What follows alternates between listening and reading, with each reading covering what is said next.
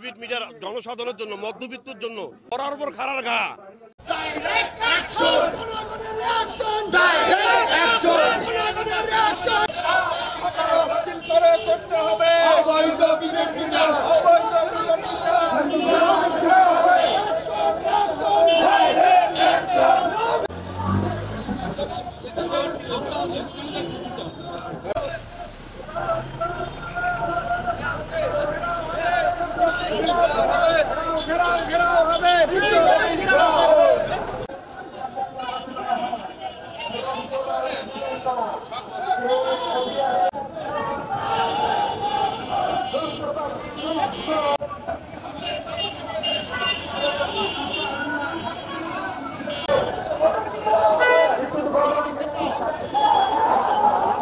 আমাদের বাড়ি সংরক্ষিত এলাকা, এখানে হত দরিদ্র গরিব দুঃখী জনতা এই প্রিপেড মিটার হলে আমরা আগাম যে রিচার্জ করতে হবে এইটা আমরা পারবো না।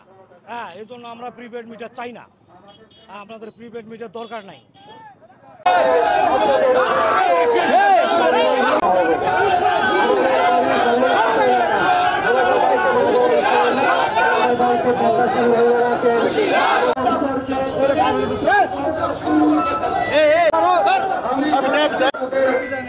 মিটার স্থাপনকারীরা বাড়িতে গিয়ে চুপ করে মিটার লাগিয়ে চলে অবৈধ দুর্নীতি এবং লুটপাটের দায়ভার আমরা সাধারণ জনগণ নেব না, এবং এই জন্য আমরা আন্দোলন করে এই দেশকে স্বাধীন করি নাই, 24-এ আমরা এই দেশকে মুক্ত করি নাই।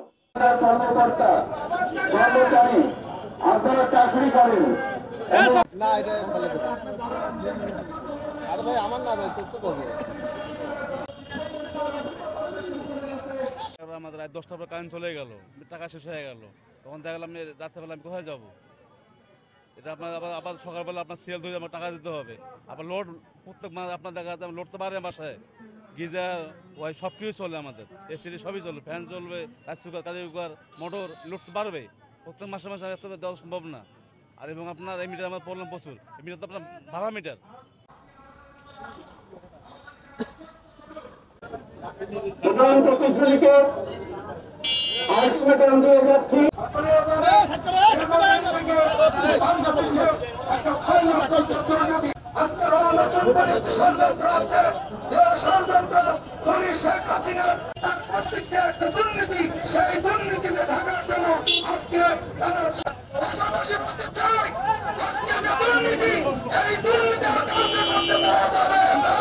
যদি প্রিপেড বিদ্যুৎ মিটার বসানো হয় তাহলে ইউনিট প্রতি কি পরিমাণ টাকা কর্তন করা হবে তা জানার কোনো সুযোগ আমাদের থাকবে না। অনির্দিষ্টকাল পর্যন্ত প্রতি মাসে মিটার ভাড়া কর্তন করা হবে, যেটা অন্যায়। রিচার্জের সমস্যা হলে টাকা অন্য জায়গায় চলে যাবে, এই সম্ভাবনা আছে। রিচার্জের শুরুতেই ভ্যাট, ডিমান্ড চার্জ, মিটার ভাড়া, অন্যান্য ফি কর্তন করবে। এর বাইরে 2 কিলোওয়াট লোড নিয়ে অতিরিক্ত লোড ব্যবহার করলে অটোমেটিক মিটার বন্ধ হয়ে যাবে। নিম্ন ও মধ্যবিত্ত পরিবারের জন্য এই প্রিপেড মিটারের ব্যয় বহন করা কষ্টকর। জনগণের উপর জোরপূর্বক প্রিপেড মিটার ব্যবহার করতে বাধ্য করা হবে।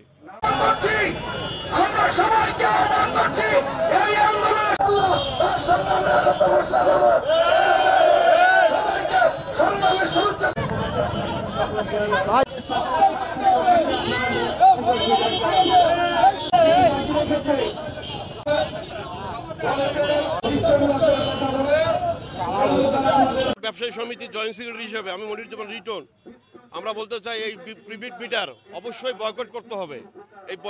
এই প্রিপেড মিটার জনসাধারণের জন্য মধ্যবিত্তের জন্য একটা খাড়ার উপর বড়ার উপর খাড়ার ঘা, যা এটা সন্দেহজনক। আমরা এই প্রিপেড মিটার অবিলম্বে রংপুরবাসী বন্ধ করার জন্য আমরা রাস্তায় নেমেছি, আন্দোলন করতেছি। ব্যবসায়ী দোকানপাট সারিয়ে আমরা আজকে রাস্তায় নেমেছি, আমরা প্রিপেড মিটার বন্ধ চাই। যখন আমরা ইঞ্জিনিয়ার দিয়ে প্রিপেড মিটার টেস্ট করে